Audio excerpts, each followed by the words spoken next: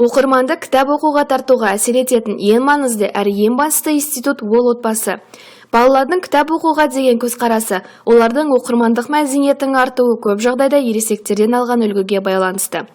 Қазіргі кезде барлық жанұя отбасы болып, бір кітапты оқи ма? Менің есімім Айнар. Мен студентпін. Мен кітап оқығанды жақсы көремін, әсіресе электрондық форматтағы кітаптар. Себебі олар қай жерде болмасын қолжетімді.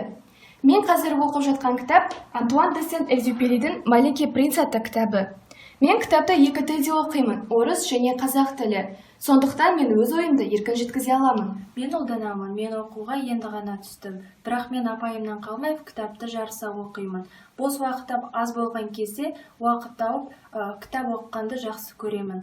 Алайда шаршаған кезде мен Абайдың өлеңдерін аудиотаспадан тыңдағанды ұнатамын. Менің атым Азамат. Мен мектеп оқушымын. Мен екі тілде кітап оқимын, қазақша және орысша. Мен қазір оқып жатқан ертегім қазақ ертегілері.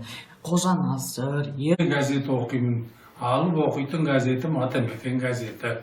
Бұл газетті осы Жамбыл ауданының Ұзынағаш селосында болып жатқан өңірдегі жаңалықтың бәрін осы газеттен